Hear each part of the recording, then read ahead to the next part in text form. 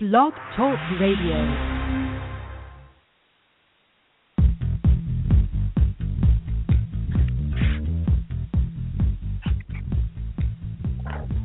You're tuned into In5D Radio, the next dimension in radio, where we bring you the hottest, in-depth, spiritual, metaphysical, esoteric conversations and news. Get ready for spirit, body, and mind to expand in 3, 2, 1.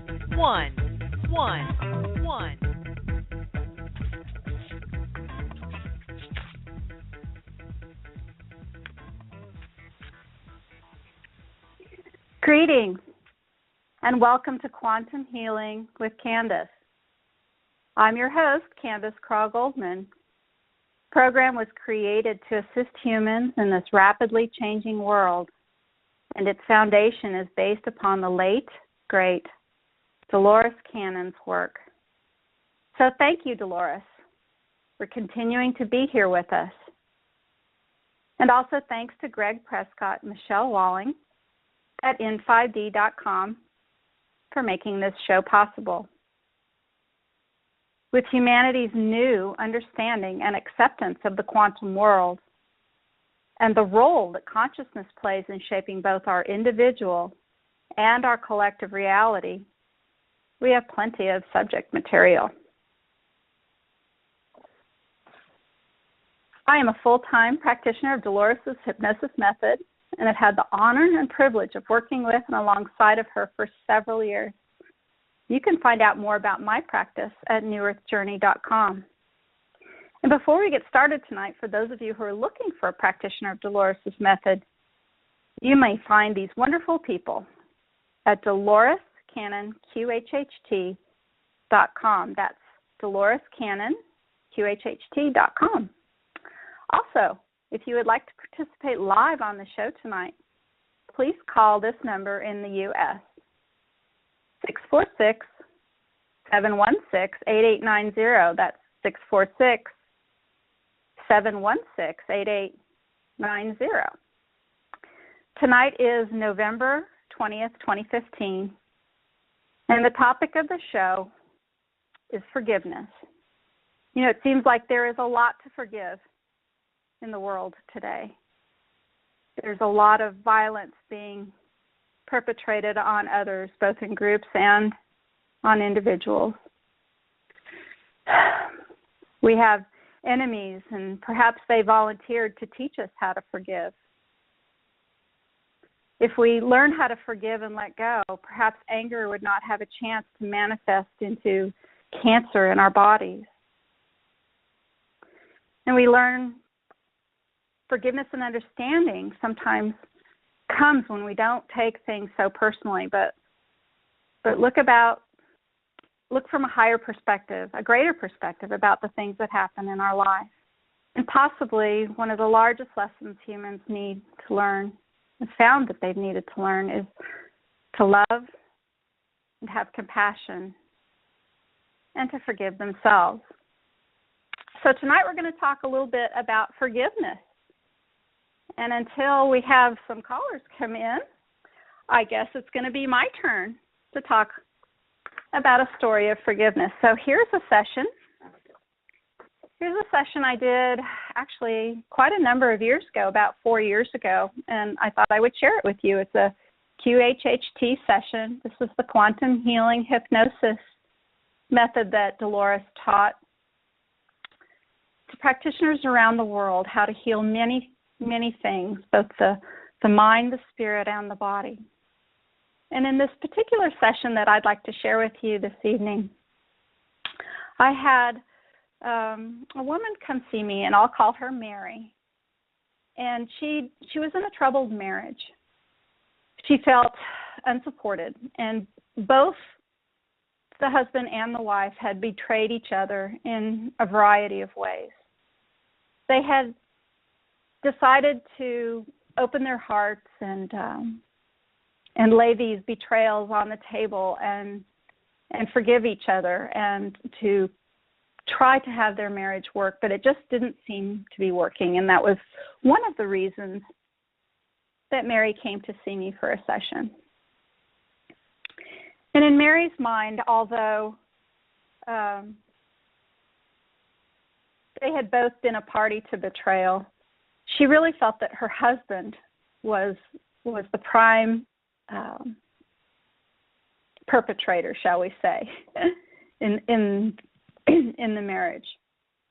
And she kind of felt that, he had done more betraying than she had.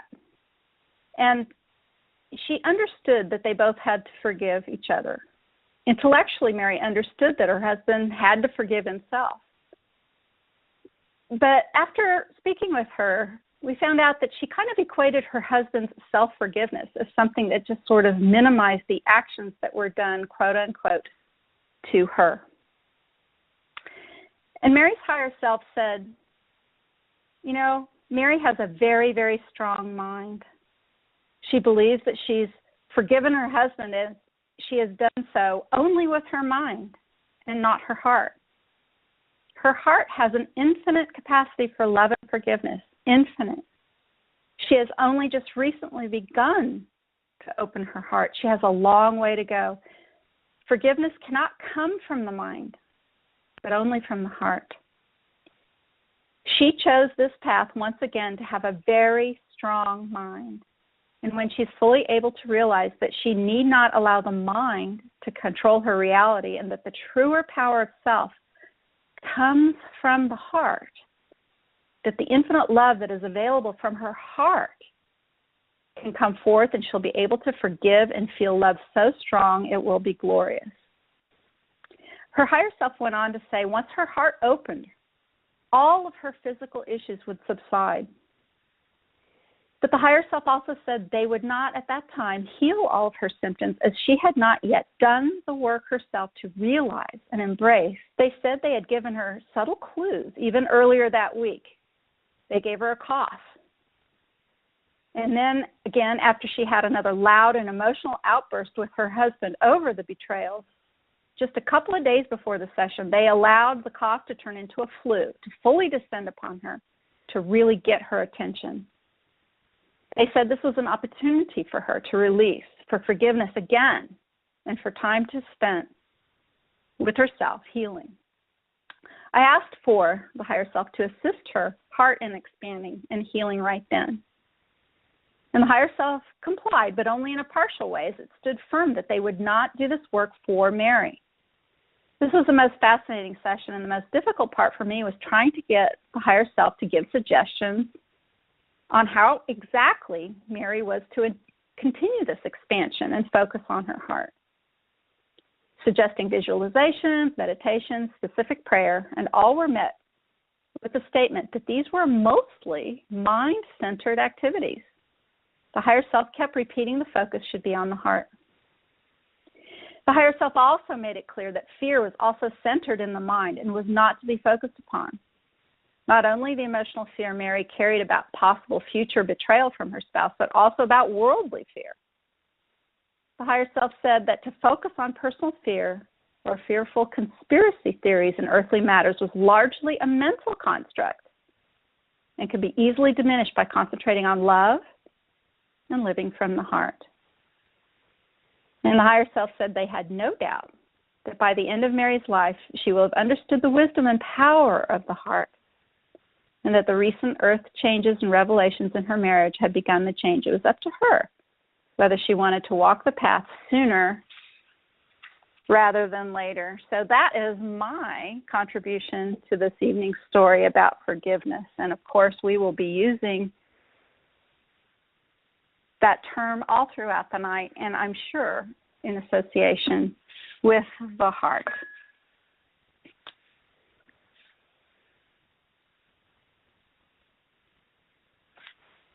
And what I'd like to do now is take a caller, and I believe we have my friend and colleague, Mary Truitt,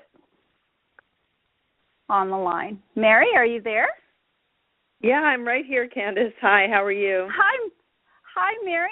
I'm doing just fine. Thank you so much for calling in. Oh, absolutely. I just don't want anybody to confuse me with the Mary you were just talking about. Your story. Mary. Forgive me. I was thinking that, and you were calling in, and I know our friend Marilyn was calling in, and I thought, gee, I should change that name. But in my notes, she was Mary, and it was going to take too much time for me to make her Sally. So forgive me. Nope. Not at all. We've not traded sessions yet, but maybe someday. Not yet. I'd love to. Yeah, that would be great. Yeah, I love this topic because it seems that everything about moving past trauma is about forgiveness, whether it's forgiveness of self or forgiveness of others. It's just the work we have to do to move on from, sticky situations, whether they're traumatic or challenging or whatever. It's all about forgiveness. It really is. And I don't know about you, but I have found that it tends to be much harder to forgive yourself than even it is to forgive others. It's just fun. It's funny, as we were talking about this, I had this memory of myself when I was about 14. I had a very complicated father who really did cause me a tremendous amount of trauma in my life, and I never could forgive him or move past it at all. And I was visiting him. He lived in Mexico. He moved down there after, kind of some series of sort of unfortunate events up here. And I went down to visit him, even though, it was very complicated and hard. And I never really felt I could love him or be close to him because of some of the pain he'd caused me. And one day he was criticizing somebody's daughter for being kind of cruel to the father. And I said, well, she had every right not to be kind to him. He was so cruel to her as a child. And my father said, well, maybe that's true. And then I looked at him and I said, do you have any idea how cruel you were to me when I was a child? And he said, no. And he said, like what? And I said a few things to him, and he looked at me just completely astonished and said, I had no idea. I have no memory of any of that. And it was the strangest thing. At that moment, I felt this almost like a streak of lightning go through the top of my head, all the way down through my body. And the anger and the resentment and everything was just gone. It wasn't even a matter of wanting to forgive or thinking I should forgive or, at that age, I don't even think I realized I was holding on to anger or whatever. I just knew I was hurt. But it was gone, and I could never access it again after that. After that, all I felt for him was kindness and sympathy. That's an amazing story. Mary, I wonder, was it because of you must have looked at and felt his reaction as being a completely honest one, like he didn't know, he didn't have any idea. I think that is what it. I think that I sort of just always thought it was a kind of a miracle. I'm not really sure why it happened, but ever since then, forgiveness has been easier for me than I think it was before that. It's now that I'm saying that, I think I'm kind of lying. Actually, forgiveness isn't always easy, especially forgiveness for myself. But, it was a miracle. And I know now that it's possible to forgive somebody in an instant. And so that's why in these sessions, when I say to people, let's forgive or let's move past this, I know that it's possible. And it gives me hope for the most terrible things that, people do need to forgive, that it is possible to move on. There's a kind of a grace that can come to us. Do you find, Mary, I know that I've thought about this issue quite a bit. Of course, in our work, we have to. It's, it's at the heart, of course, of the matter, and the pun is very much intended there. Isn't it that humans are afraid to forgive sometimes because they feel if they forgive, they are agreeing to or accepting whatever action or event took place as if they condone it, as if they wish or allow it to happen again. Isn't that part of the confusion? That's some of the thoughts I've had. Yes, I think that's absolutely right. Some people equate saying, that's okay, I forgive you, with saying it's okay that you did that. But that's really, sort of tit for tat thinking. That's really as if everything is an even exchange, that what you did, I have an equal reaction for that, and that's not always the way pain works. You can hurt somebody and not even know it. You can deliberately try to hurt somebody and they aren't hurt at all. So it's not necessarily an even exchange when there's pain involved. And so, my sense is that forgiving somebody has to be really just almost like a ray of light or something. You have to just do it as you have to not know what the outcome is, because I think other people's pain is impenetrable. I don't think we know the effect of our words. They don't know the effect of their words. So, I think that that way of thinking is not as intelligent as it could be, because forgiveness is something we do for ourselves, not for them in many ways. Exactly. It's like the old Buddha. I mean, people say Buddha said this. I have no idea if he really said it, but that whole idea that hanging on to anger is like drinking poison and expecting somebody else to die.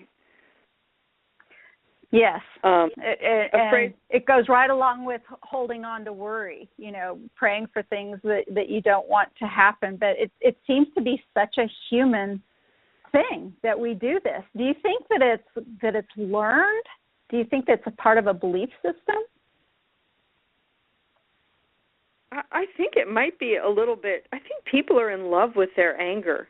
I think people, I'm angry about this and I'm angry about that. And I think a lot of what I've witnessed in the last couple of weeks with people talking about the terrible events of Paris, people are in love with their own opinions about what happened. I'm angry at the Muslims, or I'm angry at gun control, or I'm angry at, or the things that have been happening on campus. Every campuses with, I don't know if you've been reading about what happened at Yale and Missouri and hate language and all that stuff. I think people are in love with their own opinions, and the angrier they are, the more they kind of get off on it. And I'm not sure that anger ever really fuels anything positive. That's a really interesting point. I wonder if the anger is just filling some sort of need for passion in a person's life, I mean, yeah.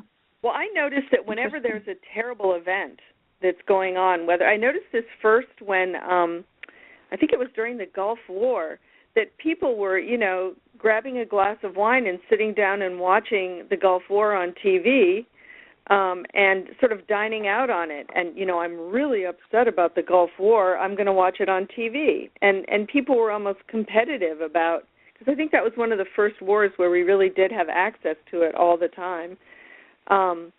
And people began to be competitive about who was more upset about the war and who's more upset about the tragedies and so, that's by way of saying, I can't forgive this. This is how deeply I feel this, that I can't forgive what's happening. And I think it's a way to feel. I don't know. Maybe people don't want to feel love. Maybe they think that's silly or hallmarky or something. But people would much rather, I think many people would rather feel anger and, not forgiving others than to feel just love. Maybe it's more accessible. Yeah, it's kind of a rush, I guess. When you give in to that anger, be a little bit of a rush. You make me think a little bit about of a profound revelation I had in my life about forgiveness. And that is, in 1989, my brother was killed very suddenly on a beautiful April morning by a by a young man who lost control of his vehicle and crossed 3 lanes of traffic and ran him over.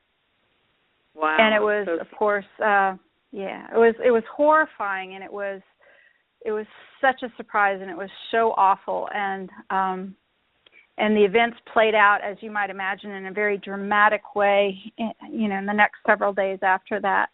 But it was pivotal in my life, as there was this very strange kind of layers to my experience of everything that was going on. I was experiencing this as a sibling. I was experiencing it as the daughter of my parents who were having to deal with this. I was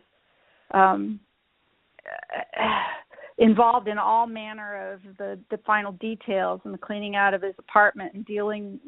Actually, I remember my father coming to me and asking me if it would be okay if this young man would come to my brother Randy's funeral service. And I remember being so completely stunned at the request. And subsequently, we found out that this young man had pockets full of speeding tickets, and it was a terror, a menace. Had one of those hot rod cars and was street racing all the time, and he lost control of his vehicle when he killed my brother. And it was a strange sort of thing that happened in my family. There was a lot that changed even that day, and with that question, the dynamics of the family changed in a really big way. And I remember thinking that there should be a part of me that should accept that, or should agree to that he possibly should come to the funeral service. There was this part of me that kind of understood that was a gesture that might be important to him, might be important to his family, might be important to all of us at some point. But I also knew that the shock was too new, it was too raw, and I was able to think about all of the people who, loved and admired my brother so much, and to have the person who, ended his life right there in the midst of it, it just didn't seem right, and I also didn't want to know what he looked like. And so I remember saying, basically, no, thank you. I don't think this is the place for the celebration of my brother's life. This is not the place for you to attend. And I didn't mean that as a slight or a hurt, but it just didn't seem like that was going to be healthy for me, for my family, for others. But it was very soon after that I was struck with the absolute knowing that I could not contain anger towards this young man for ending Randy's life, and I had after death communication with Randy, and I understood all that. So I didn't hold any anger towards him because I knew it was going to be detrimental to me. And what's really interesting, Mary, as I watched my parents, neither one of them. At first, my dad was quite angry with this man. He was just a boy at the time. He was just 19. Of course, he's a man now. And in the end, you know who my dad ended up being angry at and staying angry for a really long time was for the detective who was on the scene. Not really? The man at all, because the detective on the scene did a lot of shoulder shrugging and sort of said that because my brother was riding a motorcycle that he was just moving from one place to another while his fiancée was following him, no less. So she got to witness the whole thing. And he kind of minimized it and told the young man at the scene that it probably was going to be okay because, those motorcycle riders could be really reckless. And, of course, the detective, not knowing that basically this young man had 9 reckless driving tickets in his own back pocket. It was really interesting. It took my dad much, much longer to forgive the detective than than he did to forgive the actual person who ended my brother's life. Wow, that's amazing. Yeah. I think, and do you feel as if you've now forgiven this young man? Oh, yeah, and I did very early on, very, very early on. As a matter of fact, it took me years to be able to say this out loud. I'm not sure I even said it out loud very often, and here I'll say it on the air. But at some point in the middle of all of this, I created, and you know this because we talk art all the time, but I was in art school, and I actually created a sculpture, a carved wooden box. I used sticks and twigs from our childhood home, the garden, and to lay his ashes and put flowers in there. And at some point, I remember thinking how utterly beautiful and filled with love and how huge my heart was in the midst of all of this. Like I had this giant, beautiful love feeling. And it was very strange for my mental capacity, my intellect to view this. I'm like, are you kidding me? You're finding beauty in the fact that you're never going to see your only sibling ever again? I mean, it was a very strange thing going on in my mind, but it truly was the thing that, like, broke my heart. It broke my heart open, and I understand the value of that and where it's taken me since then. So it was quite a trial by fire kind of thing. I wasn't angry with him. I wonder about him a lot, actually. This young man. I wonder how his life has turned out. I don't know. And are you curious? Oh, very curious. Actually, not more than 6-8 months ago, I think I tried Googling his name again, but it's a very common name, and I found nothing, and I didn't pursue it very, very far. Might be a question to ask an SC someday if you're really curious. What have you explored? Have you explored that? Why your brother was killed at that time? Why that happened? Yeah.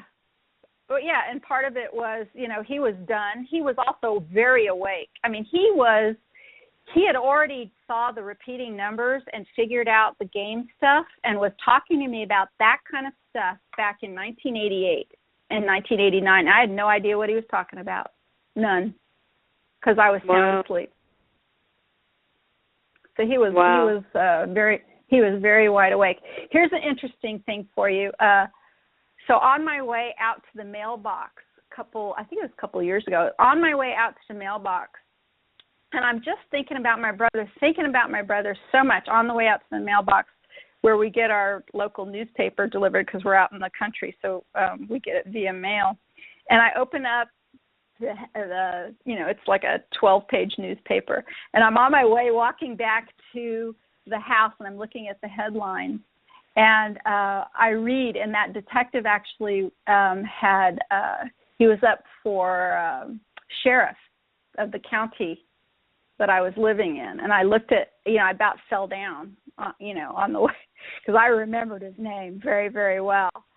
And it was very interesting, the turmoil that took me into, because my dad was still carrying around some pain of that, his description of the accident scene and kind of how uncaring this detective was. He was doing a lot more back patting to the driver of the car than my father, whose son was laying in the gutter, with a sheet over his head.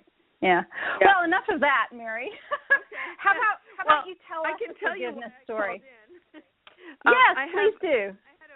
I had such a wonderful experience with forgiveness the other day with a client. So I don't know would you like me to tell you the story? Absolutely. Okay. So a woman came to me. She was from Europe, and she was, I think, around 50 years old, and she had a perfectly fine life, just a few ups and downs like anybody. And about 5 years ago, she moved into an apartment, a house that was her dream house. She fixed it all up exactly the way she liked it, And she and her son moved into the house, and on the day she moved in, she was the happiest. She said, I was the happiest I'd ever been, and I finally had everything I really dreamed of. And on that day, she began to experience huge pains all over her body. She began to get choked up and not be able to breathe in her throat. She began to experience back pain, head pain, neck pain, aches and pains just everywhere. And, one of those things where she went to every different kind of doctor there was, intestinal, gastro doctor, neurologist, blah, blah, blah, everybody, to the point where she decided finally that the house must be making her sick. And so she rented the house out to somebody else, moved into a condominium. Then that condominium began to make her sick, and she just could not find a place to call home that felt comfortable. And the odd thing was, when she would leave and go back to Europe during the summers, she felt better, and yet she couldn't leave America, and so she wasn't able to go move back there. Anyway, and then by the time she came to see me, she really couldn't even think straight anymore. She's just in so much pain all the time. She actually sent her one child. She's no longer married, but she sent her one child to Europe to live with her family because she said, I simply can't take care of him. I'm sick all the time, and I spend all my time going to doctors and going to work, and that's it. And she'd really tried everything. And, people told her she had fibromyalgia. They told her she must have chronic fatigue. They told her maybe it's in your head. So she's tried everything. So she came really desperately, just help me. How can you help me? And, of course, as you know, when people come to us in so much pain, it really is hard. And we don't know, maybe they are. She kept saying, do I have an entity attached to me? We don't know the answers to this until we start to work with them. So we got her to her first life where she was walking in a desert, and she quickly passed through that life. She didn't really want to explore it. She explained it later when we were talking to her subconscious. But she was actually a merchant who he'd been robbed in the desert and was moving along to the next town and completely didn't care. He said, I'll just make my fortune over again. But in the second lifetime, she was a healer in some kind of medieval lifetime, I think. She was sitting at a huge desk surrounded by all kinds of bottles and glasses and using a feather pen. And she was the kind of client who did not enter the bodies of the lives that she was witnessing. So you and I know what that means. So sometimes when you're doing a past life regression, the person will say, oh, I'm a man, or oh, I'm a woman, oh, I'm a fish, oh, I'm a tree, oh, I'm a whatever. She would just see the people that she was. So she kept seeing this guy sitting at the table, and I said, well, can you talk to him then? If you're not him, can you speak with him and ask him questions? So she began to ask him questions. What do you do? And he said, I'm a healer. I make potions. So I asked her to ask him if he could make her a potion to make her feel better. And it was sort of funny. She said, he's very irritated with me. He doesn't know what I'm doing here. He wants me to go away. And but he grudgingly agreed, and he made her a potion that was a small glass of red liquid, and then he got a cream and began to rub it on her back. And she said, he's rubbing me very roughly. I don't know why he has to be so rough. And he wants me to leave. So he gave her the potion and rubbed the cream on her back, and she left. So then we went to the last life, this was the important life. And in this life, she saw a young man standing next to an airplane, and she said, he's 29 years old. She knew right away how old he was, and she knew his name, which was Otto, O-T-T-O, and she said he's a pilot. And she said, it looks like some kind of warplane, and she said, I think he must be a Nazi. So I said, well, let's ask him. Ask him, what war are you in? What war are you fighting? And she said he laughed at me and said, "What war? I don't know. I'm not in a war. What war?" So, we realized, I don't know if she realized it, but I realized it was before the World War II had begun. It was, he was a pilot before the war. And so we went up in his plane with him, very exciting, lots of buttons. She loved going with him, and they flew over Europe, and he was delivering some cargo to somewhere. She didn't know where until we got there. And when we got there, he landed the plane, and he was greeted by a huge group of soldiers. And she said, "Oh, they're so skinny, they're so skinny," which is one of those great, details that I love getting in these regressions, because it's so, I don't know, it's just very affirming to me. And she said, "Oh, the men are just so skinny, and we're bringing them blankets and food." So there were some kind of meal packages they were bringing, and these soldiers were doing some kind of military exercise. She thought maybe in Belgium, or I think it was Belgium, she thought. So then we get back in the plane. We move forward to the next important day, which is what we do in quantum healing. We ask the person to move to the next important day when something important is happening or something significant. So we went to that day, and then he was 35 years old, and he was getting a medal pinned on him, and he had completely changed. He'd gone from being this cheerful, happy young man who delivered blankets and meals to being very, very upset. He was a bomber pilot, and he was getting a medal for having killed a huge number of people and destroyed a lot of targets and things. And he didn't even want to look at who was pinning it on him. He said he knew he was some kind of German general, and he didn't want any part of it anymore. He wanted to leave. So then we moved to the next important day, and he was back at home. The war was over, I guess, and he was at his farm, living with a wife and 2 children, but very, very, very distant from his wife and children. He liked to spend all his time in a sort of a barn making something wooden, and she thought it was an oar for a boat, but she said that makes no sense. There's no water. And then I asked her if she thought it could be a propeller.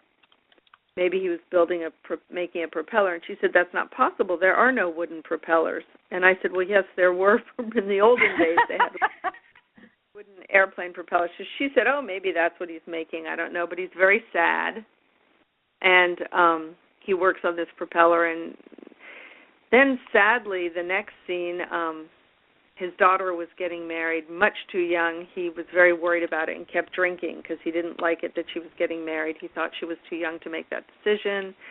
I'll skip over some of that. And then the next scene, very, very sad. He was sitting outside at the farm, and his wife had just died. Her leg had been cut off in an accident on the farm. And so he was sitting there with her dying in his arms, and then he saw himself 2 weeks later sitting at the kitchen table drinking and trying to drown his sorrows. And then he decides he's going to leave Germany. He can't stand being there anymore. He can't stand now it became clear that he was just suffering from all the pain that he'd inflicted on others, and that he couldn't forgive himself. He couldn't stand it, that he had just dropped all these bombs from these planes and killed all these people. And now his wife was dead. His daughter had also died at that point. And he was just very upset. So he moves to America and starts all over again. And I figured this must be in the late 40s, early 50s. And he can't find a job anywhere. He lives in a horrible room all by himself with sort of a nightstand and a, coffee plate or something. And he finally finds a job at a church where he builds staircases and pews inside the church. And I guess it was a kind of seeking of forgiveness for himself at the church. Wow. And then we skipped ahead to, I hope this isn't too much detail. No, this is wonderful. That's why people listen to the show, is to hear these details. They're amazing. Yeah, so then we moved ahead to his dying bed. It was his last day of his life. He was lying in his bed, white-haired, and he's crying and talking to the priest. And so I said, okay, we know what he's upset about and what he wants forgiveness for. He's upset for all the people that he killed. And what I began to, slowly put together over the course of the session was that my client was feeling all of the pain that not only Otto felt, but that he had taken on of the people he had killed. That he had, through his horror and sadness at having killed so many people, attempted somehow to take on the pain that he had caused, to take it from them. Do you see what I mean? Yeah, as some sort of penance. Some kind of penance, yeah, that he couldn't, move on with his life. And that she, because he was never forgiven for this and never forgave himself, that it carried on into this lifetime, which would have been the consecutive next lifetime. So what I figured out finally was that on the day that she was the happiest she'd ever been in her life, that vibration activated because she wasn't allowed to be that happy. Oh, my gosh. You see what I'm saying? So that vibration activated on the day when she finally said, hip, hip, hooray, I'm so happy, and something inside her said, no, you're not allowed to be this happy. Remember what you did. Remember all that. And so it sort of came back to haunt her. And so I thought, if I can get him, since we know time doesn't exist, right? So if we can heal him on his bed, then that will ripple across into this lifetime and heal her now. So I said to her, now talk to Otto and tell him that he needs to confess to the priest what he did and that he's sad about it and he can't forgive himself. And we had him tell the priest how upset he was, tell the priest that he couldn't forgive himself, and we asked the priest to forgive him, and the priest said, okay, I forgive him. Then we had Otto try to forgive himself, which he didn't want to do. So I said, all right, let's let him leave his body and go to the other side. We'll see who greets him. And the moment when he crossed over to the other side, I think it's one of the most amazing, beautiful moments I've had in doing this work. A huge crowd of white, faceless, sort of ghost figures walked towards him and embraced him. And they were all the people that he had killed. And the woman was just, obviously so moved. And she said, I can see them. Look how beautiful they are. And they were forgiving her. They were embracing Otto as he died and crossing over. And so I said, hey, now you can see there is no death. They survived their own deaths, and they forgive you. And you don't need this pain anymore. You don't need to take this on anymore. So I thought that was a pretty forgiveness story. And that it shows is a great forgiveness story. How this works across time. I call my little website Healing Across Time, and I do it because, when you heal in one lifetime, you heal in all of them. Right. That's just so amazing. What an excellent, excellent story. Very, very beautiful. How did he react after the session? What was that like for him after the fact? Oh, for her? You mean for the client? Oh, yes. Yeah, sorry, I'm not thinking I'm calling him a him. Yeah, I know. He was a him there. Well, she was quite disoriented, and she said she'd lived in so much fear and so much pain for so long. One of the things that's hard for people when they have, or challenging, I should say, when they have a healing is that they come out of it and say, well, what if it's coming right back? What if this didn't work? What if it's not real? What if it's, So she began to have doubts right away. And I just said, of course, what I always say, which is you have to not go back. Don't go back. Just keep moving forward and allow the healing, this healing that you reached for that you now have. You don't need to go back to that set point. it's like when people Mm-hmm. when people lose a certain amount of weight, and then as soon as they've lost it, they gain it back again. I said to her, "You're healed. You've let it go. Just keep listening to the tape." And so I just always say, Dolores told us, listen to the tape, and then you'll keep receiving the healing. And this was only about a week ago, so I have not heard back yet from her, but I will probably be writing her sometime in the next week or two to ask her how she's doing. Wonderful. Just truly excellent. And, there's just so many people who probably can really relate to that, if not in their current life, of course, in their past lives. And with the fact that humans have been at battle and war with each other in large groups and in small, and countries and villages against each other for throughout time. Just imagine how that it must affect so many people on our planet, and many people who have, really don't even have any idea that they're dealing with all the things. All the aches and pains and all the, Sure. I mean, Dolores, I'll never forget, I think it was in my first training with Dolores where we talked about scars and birthmarks, and not scars, but birthmarks and odd marks people have on their body. And, she said if you see somebody with a mark on their back, a mole or something, sometimes it's because they had an arrow there or a bullet, and that after the sessions, if they are healed from that, if they experience the trauma and let it go and are healed from that trauma, then the scar will disappear, the mark will disappear.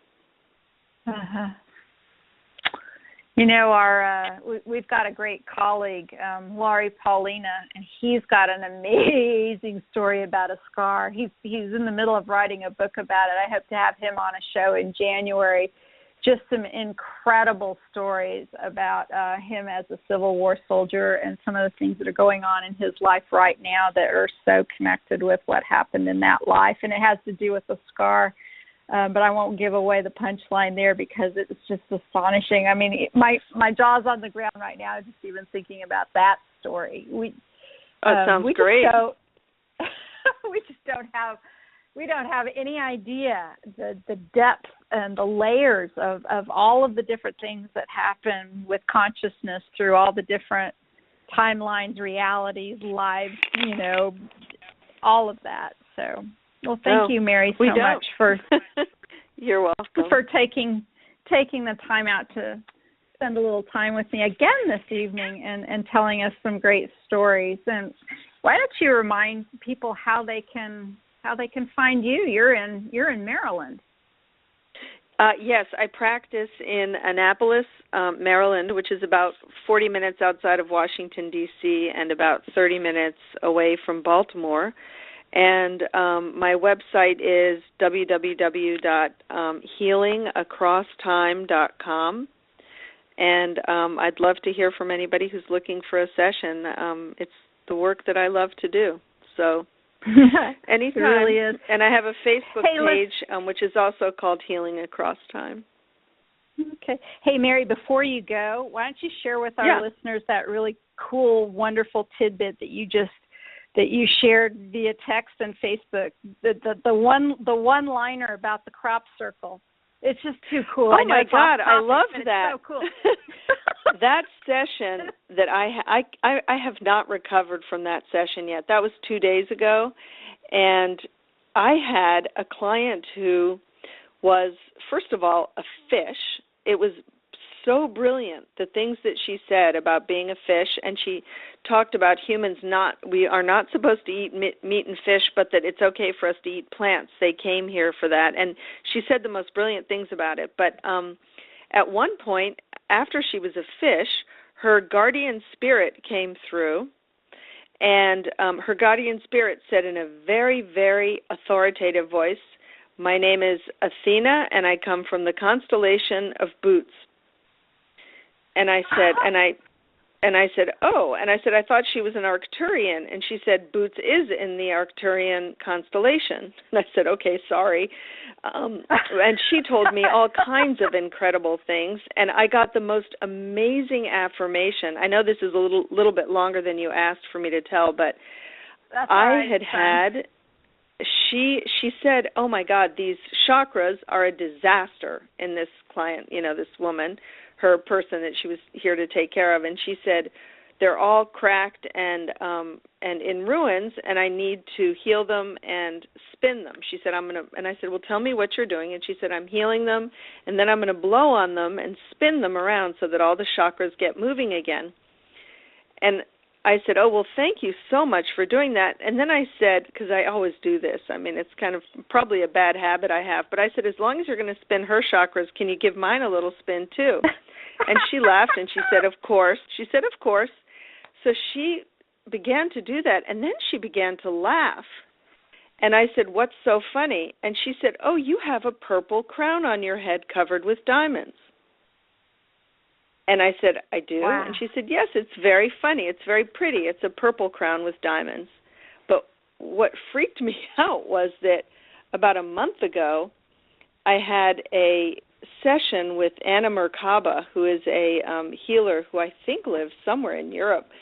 And at the end of the session, she wrote me about a 30-page message about what she'd done. She said, I have placed a purple crown on your head with diamonds.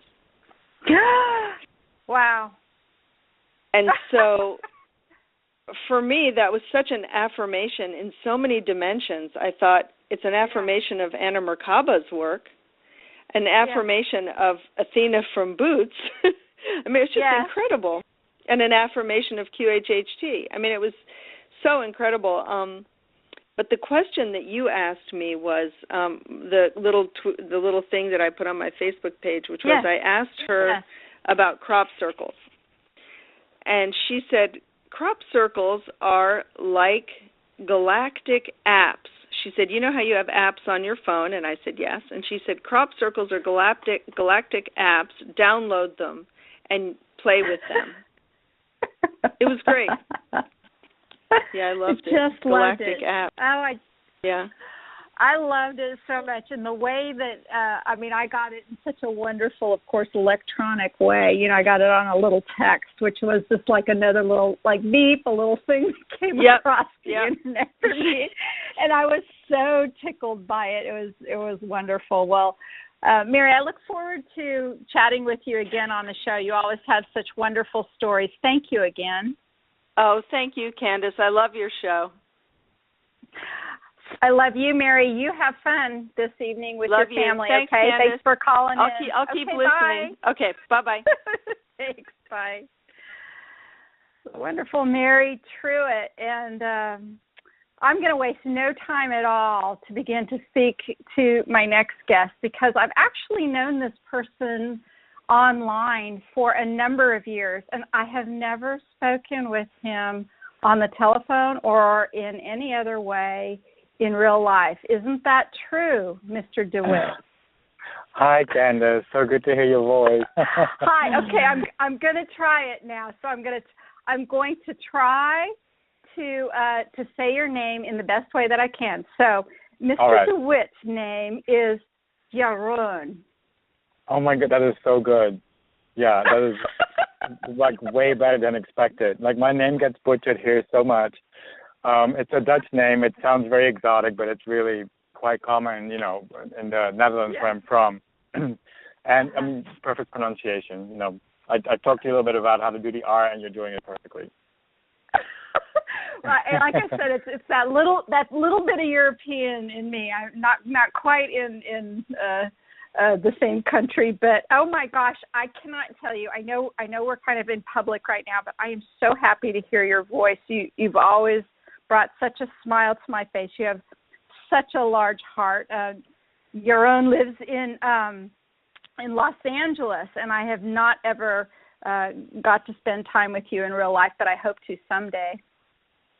I know that it's so wonderful to hear your voice and also hear Mary's voice, because I was just realizing, listening to the stories, that our profession can be sort of a solitary existence, where we just, we see our clients, and then of course we exchange online, but we're in our own little bubble, and we don't get to interact a whole lot unless we're traveling, and there's the the reunion once a year. But apart from that, there's not a whole lot of face to face or voice to voice. So this is wonderful. I just had such a good time listening to Mary's account of the session, that wonderful session that you just talked about, and it was also nice to hear her voice and to match it to the post that I've read from her online, and find out where she lives and all that stuff.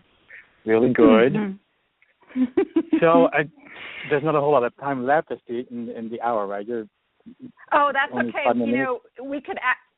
You could actually, if you wanted to, we could talk for 2 more hours. So no rush. And as a matter of fact, I should say this out loud, but our wonderful friend Marilyn Dyke from Vancouver, she tried for 40 minutes to call in, and she said she's on the phone holding, and yet her phone number is not showing up on board. And I'm actually going to just read her blog post when you're finished, and that'll be our show. So please take your time and chat with me. So no rush, and tell all right. us the story. The story I know that I asked that I was hoping that you would tell would be the client from hell story, right? Yeah. It's a client I had about. Oh, go ahead. No, I was just going to say, if you would just tell our listeners about it. It was an amazing session that you had, and we wanted to hear about it. Sure. So I went into using forgiveness quite a bit during the sessions, and I've come to understand forgiveness is quite a pivotal thing or action in the sessions for people to heal from stuff, and I've also experienced it in my own life. And often when we talk about forgiveness, a lot of people associate it with forgiving someone else for doing something to them. Throughout the years and working with people, and also the training I've received at the University of Santa Monica, I did a master's in spiritual psychology. It has shaped my model of the universe and how I look at forgiveness, and how I use it during sessions is often I look for the judgments that we hold against ourselves, because I think that is really where we fracture and fragment our own life, when we judge, when we pass judgment to ourselves and make our life smaller. So this particular client that came to me with a lot of physical issues, we took her through a bunch of lifetimes. We leapfrogged through them as you probably well know how that goes. Until we met her as a beautiful young woman that was part of a family that made spells and potions for people to harm others. So she was practicing, what is called black magic, and she had just been taught, it was passed down through the family. This was something that they did to pay the bills. So this is doing something that to make ends meet. And she didn't have any ethical conflict about it. She didn't, it didn't bump up against her own sense of morality or, what she thought was right and wrong. It was just something that she did to pay the bills. So in that lifetime, she was killed by an angry crowd of people because, she'd been the cause of so much harm that was done to the community. So they came and got her and they burned her. So, in these sessions, we take people and then we have them look at the lifetime and figure out what the lesson was. What did they start the life with to learn, to explore about themselves? And as she was reviewing that lifetime, she reported that her lifetime was supposed to be used to learn how to use her powers wisely. And, obviously she didn't quite learn it in that lifetime. And she ended up feeling great remorse, lots of shame and lots of guilt for all the harm that she had caused in that lifetime. So, we move the client through these stages in the sort of in between life state, and after the review, we see where they go. Maybe they meet some loved ones or guardian angels. As I was trying to do this, she described that she could not move. She answered in distress, and she said she was in hell. She was being punished for everything that she had done. And she described this place as a very muddy, dark place with lots of contracted dark energies, and it was like she was chained down with lots of chains that were coming from everywhere. Speaking too fast, by the way. I have a tendency to speak a little fast. You're doing fine. Okay. All right. So, so I, it was an uncomfortable place, and I didn't want her to hang out there too long because I don't want her to be uncomfortable. And so, I can't connect. I'm sorry, my computer is speaking. Try again in a little bit. You're connected just fine. I don't know what she's talking about. She is so polite, yeah. So I'm turning her off. Sorry about that. So I didn't want her to be uncomfortable for too long, just look at the scene and then move her out of it. But she said she couldn't go anywhere. She could not leave. She was in hell, and that's where she was stuck. So this is, a little bit of a tense area to be with a client when they cannot move and they're uncomfortable. I care for the welfare of my client. So I reached in my bag of tricks and, asked her to call on her guardian angel, but she said that there were too many dark energies and didn't allow for any connection with any light. And that she just heard vile laughter when she was checking into this. So I was trying to figure out what to do. It was kind of a tense moment. And then I talked to her about how, as people, we might be doing things that harm others, but it doesn't necessarily make us a bad person at our core.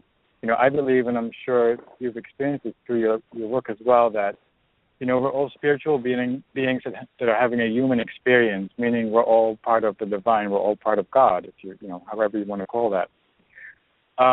So when I was talking to her about that, I separated who she was as a person with the actions that she had done to harm these people. So we entangled the misbelief that actions are somehow descriptive of the value and goodness of who you are as a person. And in that lifetime, she's already stated that she had no feelings about what she was doing in that lifetime. She was quite unconscious about it.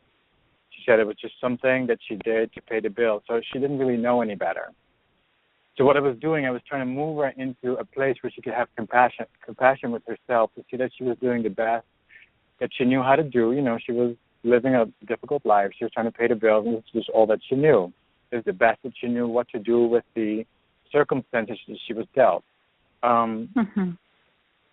So during the pre-talk, before we went into this session, we had already explored that we choose our own lives, and even if we are in a lifetime where we might be causing harm, that the other players that are part of this lifetime might have signed up for that as well, to get the experience that they need on their path as well.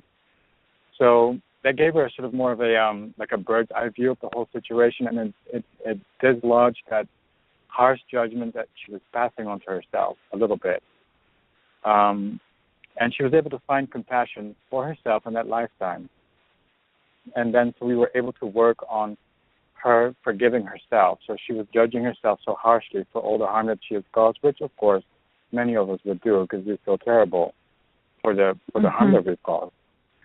So we worked on her being able to forgive herself. First, she said that she wanted God to forgive her. And it sounded like she was asking for something bigger outside of her. But I reminded her that as people, as spiritual beings, we are part of the divine. We're part of all that is. That she had the power within herself to do this for herself, so that she could let herself off the hook, and that would be enough. So I worked with her to say these phrases to forgive herself for judging herself as being bad and unworthy and evil and all those things, and also for buying into the misbelief that she needed to be punished for the things that she had done. So we kept reaffirming that and going over these self-forgivenesses. And she started believing it and absorbing it. And then we worked on her connecting with the truth of who she is, which is, what we all are. We are light, we are love, we are compassion, we are kindness, we are joy, we are light, we are magnificent. So we just stated these over and over and over again. And this finally sort of sealed the deal, and she saw the chains disappear and the light come in, and all that darkness fall away, called in the subconscious. And it confirmed that all the issues that she's been plagued with in her current lifetime were stemmed from this tremendous sense of guilt and condemnation that she'd been carrying, and that the hell that was self-imposed, which is always good to hear in this world where, there's still a lot of religious beliefs out there where, there's this fear-mongering about, if you do such and such and such, that you're not going to go to heaven, but you're going to go to hell. And in this session, it was clearly stated that, it was all self-imposed, because she believed that she was going to go to hell, that she was going to get stuck there because she was judging herself and she believed that she needed to be punished. And and then when she kind of mapped that situation out for herself, she was able to let go of it. She forgave herself, and it fell away. She was freed of it all.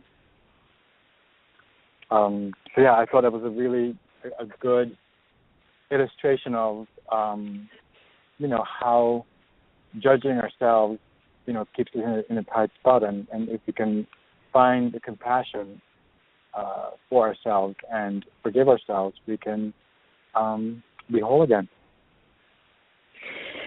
It's such an amazing thing to think that, for most of us across the planet, we are raised as children with some sort of, imposed belief system from others upon us that at some point some greater, big, giant power, usually male and older, right, sitting in some sort of chair is going to pass judgment on us. And in this work, what we find is there couldn't be anything further from the truth. We right. never. I mean, you tell me if you've ever had a session. I've never have, where there's a lot of people come in with that fear. God doesn't love me. Jesus doesn't love me. I'm not worthy. All of that, and it's always not the case. It's just not. Any pain, any judgment, any hell that you are experiencing is exactly what you said, self-imposed. Exactly, because as soon as it seems like we move out of this lifetime and we raise in vibration in consciousness, and we are with our loved ones, our guardian angels, ascended masters, there is no duality as such where there is right and wrong. It's all part of this big game that we're playing here on Earth, where we learn to get to know ourselves better, to expand in loving through these sometimes very challenging situations. It's sort of like, how coal gets turned into a diamond through pressure, that sort of process. So, yeah, this is how I see it when we're in our earthly life. We have this challenging experience, and they teach us something about ourselves. Yeah. And this. Yes. It can often be, very hard to accept when we're going through very difficult situations. I had one teacher that would always say, there are no victims, only volunteers. And that can be a very harsh thing to hear. When you've had terrible life experiences, or when you're in the midst of some, like, how can this be happening to me? Why me? Why is it so terrible? Lots of pain and stuff. But as soon as we sort of look at our lives from a bird's eye, or like say from the perspective of the soul, or we move past that experience, and later on we find out, what the experience is all about. It was there to make us more of who we already are, to grow in loving. And it's interesting, isn't it, that there's pain and suffering that the human goes through seems sometimes to be, so lengthy and so debilitating and so life-consuming. But when you get the perspective from those who are not within this, space-time construct, from the other side, it's a little bit of shoulder shrugging. It's a little bit of, well, it's not for that long. Right. In terms of eternity, what are you worried about? Just, suck it up, get, whatever. Just, right. You wanted this. You wanted this, And, I talk with my own clients about, I think I've said this on shows before, but I find myself talking about the idea of, and I don't watch TV hardly at all anymore, but I say to them, imagine if I'm going somewhere in Hollywood, you might might relate to this, considering where you live. But you know, imagine I go to some Hollywood producer or whatever, and I'm going to have I'm going to tell them a show. Here's my idea for a show. It's called The Happy Family. And there's a mother and a father and, say, 3 kids or whatever, and they're all very happy. And every day we see them at the breakfast table, and every day the sun is shining, and every day we get to hear stories about the new promotion for dad and the new, you know, bridge club win for mom, and the sunny boy is the football captain, and the girl is the beauty queen, and the little kid won the spelling bee, and then it's great, and everybody loves each other, and the show is over. And then next week, you know, the dad gets a promotion again, and then the mother does this, and it's a sunny day. I said, you know how long that show would last? That show would be snoring. They'd be like, yeah. They fall asleep. We don't want it. And if you as a human being don't want to kind of watch that in others, it tells you something about what you're made of and why you're here. You're here to experience. What's that quote about, you didn't come here to be perfect, you came here to have a messy life?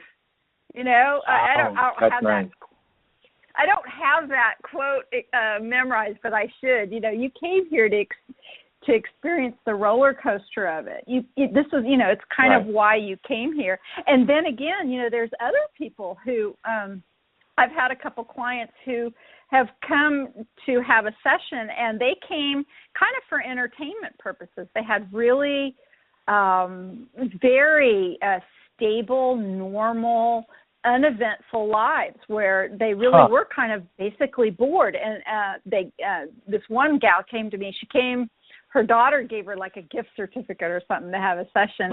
So she came to learn her past life, and she ended up just going to the Akashic Records, and it was a great session in my perspective. She, you know, searched and searched and searched for the most important thing that she needed to learn in the Akashic Records, and it was kind of like this game of, you know, hide and seek or treasure or whatever. And she finally, you know, opens this book, and she finally gets to the page, and she looks at the page, and she can't see it, and then she can see it. She only sees one word, and then she says, all I see is the word now. And I'm laughing. I mean, I am laughing in my chair about that she is, you know, because I'm understanding what her SC, what her higher self is showing her, is she's supposed to focus on the now, you know. Well, of course, and when I asked about it, I'm like, you know, why'd you show her this session? Well, because she thinks she doesn't have an exciting life. She's had horrible lives where she was miserable and lots of pain, lots of conflict. We gave her this life. She experienced this life. It's kind of like a rest. It's kind of like a vacation life. Vacation life, right. She's just supposed to enjoy it. She doesn't have to worry. She doesn't have to work. She doesn't have any health problems. She doesn't have to do anything, but she thinks she's bored. She's bored. So she came to have a past life regression to kind of have entertainment, excitement.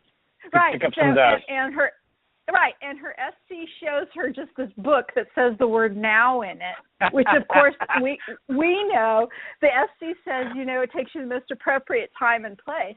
So when she sat up, and I'm just grinning ear to ear because, you know, from your perspective and from mine, we could see this is absolutely brilliant and an absolutely successful session. And she's looking at me after I count her out, and she says to me, the very first thing she says is, I didn't have a past life. I mean, it was like, you know, like I didn't get what I came for. Right. Oh, it's so funny. It is, isn't it? You know, she left. She wasn't like the happiest person leaving. I you know, and I'm hopeful, as I'm hopeful for all my clients, that at some point they realize that they absolutely got exactly what they needed. It's in that session, and that's what Dolores always taught us. You know, you will get exactly what you need, no matter what it is. Yeah, yeah. That's really beautiful. I love your parallel with the TV show. That was really funny because I think everybody can relate to them. They're like, yeah, there wouldn't be much to it, you know, like a show like that where it's just like everything is pastel colored and it's just, you know, just the same and the same and the same. That's funny. Yeah. I just also related to. Oh, go ahead. Go ahead. No, please. Oh, yeah, what you said about, the suffering and the pain, and then, you talk to the ones, on the other side, and they kind of, the shrugging, and then sometimes I find myself, like, really sort of, working for my client and making them understand, like, what it's like to be in this human experience, and it's really, it can be really, really difficult, and to please, apply some healing, come in and do, make sure that the person is comfortable in this lifetime so they can expedite, they can do their life purpose. Going, okay, yeah, sure, we'll take it away, or it's like sometimes not a whole lot of sort of experiential understanding of what we go through here sometimes. Right. Yeah. It's a grand adventure, isn't it? It is a grand adventure, and I'd love hearing these session stories and, the very unique, different ways of, how people receive the healing. That was really beautiful where you described the Akashic Records book with the now in it. So funny. Yeah. Well, we're definitely going to have an Akashic Records show at some point because that's a topic all in itself. Hey, why don't you tell our listeners you're going to be coming up in December with a special show all on your own. You want to give our listeners a little sneak peek about what that show's going to be about? Of course, because I'm so excited about it. So, I hail from a Northern European country, the Netherlands, and we're kind of skeptical as a culture. We're very rational, and so oftentimes, I find myself doing this work. I'm thinking, is this all really true? Is this really happening? I really, in this lifetime, I learned through experiences. So that's part of why I'm doing this work. I'm getting to sort of experience spirit and these different realms of existence through other people. But, I sometimes like, this is really true. It sounds so fantastic. So I call myself lucky that I've had a couple of clients that had past life personas that have Wikipedia pages. Like, we would have the session, and then they would go home and, like, enter all the information. They might have even gotten their name and, like, the date of birth. And they call me back all excited, like, oh, my God, I just pulled up my own past life persona. This is totally who I was. And, there they can read their whole life story like they just found out about during the session. So one of these is a client who came to me because she was raised in church, had no frame of reference for any past life or reincarnation, and she has a little kid, he was 3 years at the time, and he started telling her about how he used to be a tall German baseball player, and she thought the kid is not using his words correctly. How can he say he used to be? He probably tells me he wants to be. So she listened to it for a bit, and then she started realizing this kid knew an awful lot about, a very specific person, because he was telling her about his friend Babe and his mom, that she used to be his mom in that other lifetime. So she started freaking out, and finally, she found me, and she wanted to do a past life, and we found out she was his mom in that past lifetime, and the little kid was Lou Gehrig, the baseball legend. I'm already going too much, a lot of detail about it, but yeah, I'll save it for the December 11th. But it was just fascinating, and I'll tell you more about it when we get to the other Super radio. Yeah. Super. Well, thank you so much for joining me this evening and telling your amazing story. And if it didn't come across, I'll say it again. All hell is self-imposed. I think we can kind of make that statement, based upon what we're learning from, the thousands and thousands and thousands of clients and people who, other practitioners who share these sessions. For years now, we get together and we share our stories, and it just keeps affirming and reaffirming all of the things that our wonderful, late, great, beautiful teacher Dolores Cannon taught us about that. And right. And so your story was so poignant, and I want to thank you once again for joining me this evening and waiting. No problem. On the phone to share that. Why don't you tell people how they can get a hold of you in Los Angeles? And you do a lot of group regression workshops, don't you?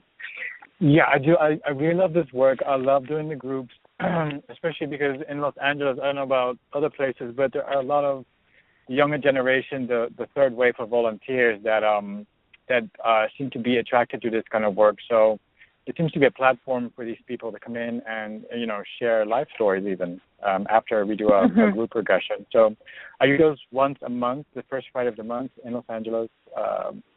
And then, of course, I do private sessions, and I'm in sort of central Los Angeles, Eagle, close to Pasadena and Glendale, but I do alcohol as well. My website is Source Energy Therapy. It's hyphenated, so Source Energy Therapy. And okay, all right. And you can find me on Dolores' website. Yep, you sure can. So you have a good rest of your evening. Thank you so much for joining me. It's so great to talk to you finally after all these years. I know. Thank you for having me. It was great to hear your voice, and I'm so happy that you're doing this show. So important. Thank you. Thank you. We'll talk baseball next time. Okay. All right. Well, have a good night. Good night. Bye. Oh, wonderful, wonderful, dear man that I've known for many years. So Dolores blessed me with allowing me to create the support forum, and I've made friends around the planet, and Jeroen was one of them.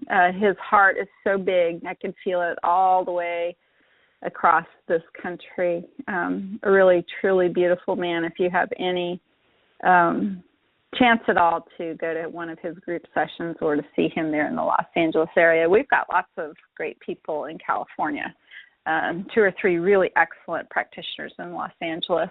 So one of the things that really upset me about this evening is I could not get my friend Marilyn online. I don't know what was going on. She called in. She tried 3 times. From her end, it appeared as if she was holding, and I could never see her phone number. And she really wanted to tell this story. So while we were chatting back and forth, she actually just, the little article via email. And so our dear friend Marilyn Dyke from Vancouver was going to tell us this story, but now I'm just going to read it for her because it's a really terrific one. So this is forgiveness in the between lifetime state and its power to heal. Forgiving is, in my opinion, one of the most important things we can do for ourselves while we are in body. True forgiveness wipes the slate clean and signifies we have truly finished the task. And we don't even have to do it face-to-face for it to be effective.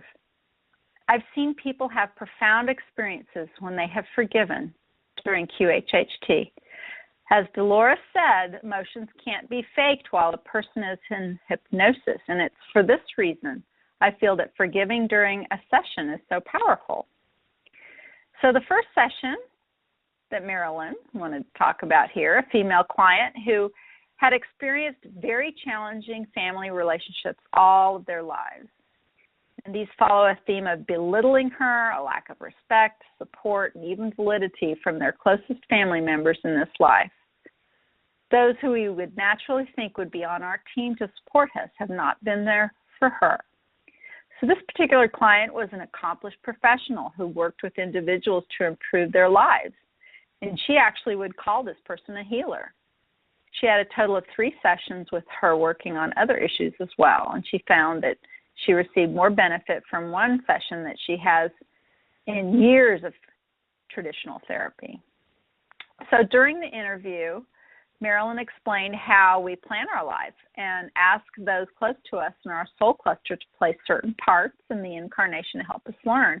And I explained that those who accept the role of villain in our life are often our closest friends who love us the most on the other side. Marilyn is speaking here. I believe these souls agree to play these roles for us not because they sincerely want to help us grow.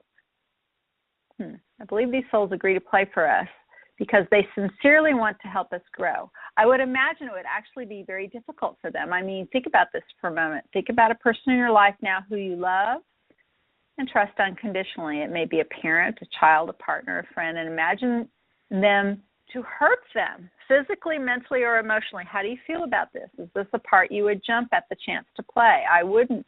But in the spirit state, another soul will volunteer to play this villainous role because they love us and they want to help us learn to evolve, and ultimately it is hoped that we will forgive. So after Marilyn explained all of this to her client, she shot back with, "Oh, Marilyn, that just doesn't help at all."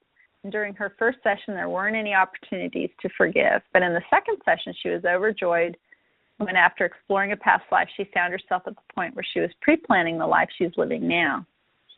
And Marilyn hadn't asked her to go there, but the SC automatically took her there, and this confirmed for me that it was something she needed to understand. So this particular client is in the spirit state and identified all her close relatives in this life as being her closest soul group members in this pre-planning stage. And Marilyn could feel the excitement and joy she was experiencing just connecting with them again in this form. And after the roles had been cast and everything was set, I asked the client, "What are you feeling? What is the overriding emotion as you look at each being in this group?" Said, "Overcome with tears." And in that moment, Marilyn knew that she got it, and she was on her way to forgiveness and lasting healing. And after her sessions, she began a new life, and she's now happy and self-assured and busier than ever in her career and social settings. Her family members are still there, but no longer have the emotional impact they once had over her. With some of with some of them, the relationship has improved. And she tells another client, a very sweet, gentle soul in his mid-70s, wanted to find out what the purpose of his stepfather was in his life. Although decades removed, this man could still feel the hatred directed towards him as a child. "I will never forget this question," she says. "I want to know why my stepfather hated me so much. I've never hated anyone the way he hated me." So Marilyn then explained to him how we see the roles villain plays in our life much more clearly in this in-between lifetime state. And forgiveness is so much easier when we can step back and see it from that perspective. So she asked, "Would you like to forgive your stepfather today?" And he said, "Oh, no, I couldn't possibly do that. I just wanted some understanding of the situation." So for this man, forgiving his stepfather was completely out of the question. So Marilyn writes, as a practitioner, you can never know exactly how a session is going to go. So it's important for the client and the practitioner not to have expectations. But she couldn't help but hope that he would encounter an opportunity to forgive and put the relationship with the stepfather to rest once and for all. So as luck would have it, after he explored a past life, he found himself in that magical in-between lifetime state. And when you watch a client's face while they're greeting long-lost loved ones, it just lights up the room. And the client was overjoyed at seeing so many close relatives. The happiness just radiated. And after he greeted grandparents, parents, and many others, I asked him if anyone else was there. He took in a huge breath, surprised at seeing his stepfather coming towards him, beaming with love, and he said, "You know what? He's so proud of me, and he loves me so much. Oh, how could I not see that?" This man was expressing through tears how he understood that this very dear friend was his most loving supporter, helping him to learn. And when Marilyn asked if he could forgive his stepfather now, he replied, "You know what? There's nothing to forgive. He did exactly what I needed." You can imagine the relief the client felt after forgiving and letting go of all of that heavy emotional weight. It's such an honor to be able to help someone reach this deep level of understanding and forgiveness in session. So that was the amazing session of Marilyn Dyke, who she really wanted to tell us that story herself, and just could not get through on the technology. So maybe next time. And actually, I would have asked Marilyn too. Marilyn's going to be on an upcoming show in December with a good friend of hers and another QHHT practitioner who is an astrologer. And we are going to talk about Dolores Cannon's astrology chart. Now, how cool of a show will that be? So let me see. We had a caller holding a little while ago, but I think they either dropped off or checked their calling status or their questioning status. So what I'd like to do now, as we kind of wind down the show, is a couple of things. The first thing I'd like to do is I'd like to read a Dolores Cannon blog, a Dolores Cannon blog on forgiveness. Dolores taught us this very simple method of forgiveness, but she also spoke about this with others in lectures and book readings and etc. And so here is her public blog on forgiveness. Dolores writes, "People at my lectures are always asking me what to do. What do they have to do in order to ascend to the next dimension and move to the new earth? They, in quotes, have said there are two key things to let go of for the transformation to take place. One of the two things to release is fear. Fear is an illusion, yet it is the strongest emotion that a human can feel. It must be released or it will hold you back from transformation. Think for yourself. Do not give your power away to anyone. Make up your own mind and discover your own truth. Do not let fear cloud your judgment so that you cannot think for yourself. Transformation from this dimension to the next requires that you be free of fear. And the second thing you must let go of to experience evolution and transformation is karma. And we know that is ending in our life now. We accumulate karma by living many, many lifetimes on earth, often with the same people, repeating the same mistakes. This explains the term, the wheel of karma. We all have bad things happen in our lives. This is part of what life is about. And I have found that we agree to experience these things and events in order to learn from them. And if you've learned from a thing, from a difficult experience, that was the reason it happened. Transformation is a process of releasing fear and karma, and it's not always easy. During my lectures, I give people an exercise they can use to release karma and assist their transformation. You do not need to confront the person you have karma with to speak to them face to face. They may not be available or they may have left this world already. Before this incarnation, you made a plan for what you hope to achieve in this life and agreed to the contracts with many souls to play parts to oppose you on this earthly stage. Transformation can be brought by releasing any negative karmic attachments. So here, Dolores' procedure. Picture the person you have difficult karma with in your mind standing in front of you. Say to them, "We tried. We really tried. It's not working, and I'm tearing up the contract. I forgive you. I release you. I let you go. Go your way with love, and I will go mine." None of this is easy, but it is essential to grow and realize the beauty of transformation. And that is the Dolores Cannon forgiveness process. And I'm going to take another peek here over at the callers and see if anybody wants to ask a question or tell a story. And I don't see anyone with their hand up. So what I'd like to do now is just one more thing. I'd like to read a meditation, a beautiful meditation by one of our community members, one of the people in the original Dolores Cannon QHHT support forum community. Her name's Linda Froelich, and she is from Michigan. And she wrote this beautiful forgiveness meditation process. And so maybe some of you out there have somebody that you have conflict with, or somebody that you have a bad experience with. Maybe you'd like to think about this meditation helping you. This is from Linda. For those of you who have had a hard time meditating because you cannot still your conscious mind, this is perfect because it allows conscious involvement in the beginning and over time. And more silence can be achieved and expanded as the mind becomes still. It is in the stillness where we commune with the divine and the higher self that we begin to merge with it. Linda says, I developed this meditation over the last year. It is designed to deepen our connection with our higher self, with each other, all of humanity, and all of life everywhere. The mantra gives direction to the mind, and that's the beauty of meditation. It's a wonderful tool for our spiritual growth and expansion. It does not have to be difficult, cumbersome, or even take a lot of time.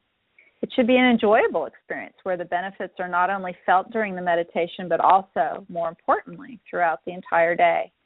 Simple and sweet is best. You do not have to sit cross-legged or in a lotus position. Just find a comfortable place, feet on the floor, spine and neck straight, arms sitting gently at the lap or at the sides. You may light a candle or incense or use crystals, anything at all if you wish, but it's not necessary. The atmosphere you feel most comfortable and helpful to you. So if you'd like, please join me now to do this. With eyes open, take a deep breath in through the nostrils to the count of 5, and then hold for the count of 5. And then exhale for the count of 5, pushing all the breath out through the mouth. Repeat this breathing 3 to 5 times. In for 5, hold for 5, and exhale for 5. Feel any tension leaving your body through each out-breath. Center yourself.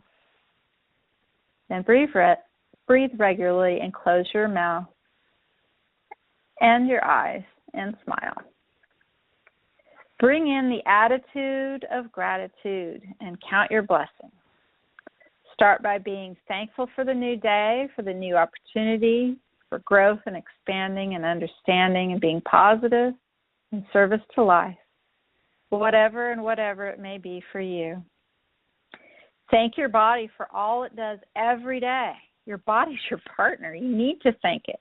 This is also a good time to reinforce healing. Think of your higher self, your teachers, your guides, people in your life, situations. However long or short the list, you need to be thankful for whatever it is every day. We remind ourselves and reinforce how blessed we are every day. Next is an exercise that may be done only once a week or every day if needed during a difficult time, for forgiveness. And here you go. To all of those who I've hurt or harmed in any way, consciously or unconsciously, intentionally or unintentionally, in this life and all others, I'm sincerely sorry. Please forgive me. To all of those who have hurt or harmed me in any way, consciously or unconsciously, intentionally or unintentionally, I forgive you. Therefore, I forgive myself for all my mistakes, my imperfections, and my weakness. I choose to live free of the negative programming, the judgment, and the fear-based reality, and live according to that which I really am, the divine, experiencing a human embodiment. Let me bring forth that love and light and the bliss to share with all. And so here's a mantra that Linda also teaches us. You can repeat this 20 to 25 times and smile when you say it. Here is the mantra. Namaste, Prima, Seva, Anand. What does that mean? Well, namaste, you've heard that before. I recognize and honor the divine source in you that is also in me. When we're both in this awareness, there's no space between us, and we are one. Prima is the divine unconditional love. Seva is service, in this case, divine service. And Anand is the bliss. Should be expanded to feel the vibration in the throat. There you go. Bliss is the expression or emotion of being immersed in divine love. So this mantra means the divine and ultimate realization we are all one, but living as unique individual souls. And when we dedicate our lives to loving service, raising our vibration and frequency to that level, to the uplifting and enlightening of all life, then we will merge our intention with the higher self. And as a result, we will experience our natural state, divine love and its expression, which is bliss. There's nothing in our earthly experience that can compare to this state of mind and being. This is within us all. So why use the Hindi language? Well, the whole concept can be incorporated into just a few words. The language is beautiful and melodic, which aids the meditative state. So if you're going to try this mantra, try be quiet for about 10 minutes before. Nothing to think, feel, or do. Just be still and silent. Just be. And then do the meditation with the mantra in 20 minutes or longer if time is waited, or if more time is wanted, And at the end of the silence before opening eyes, take a second to set the intention to carry this feeling forward throughout the day. It's really a beautiful one.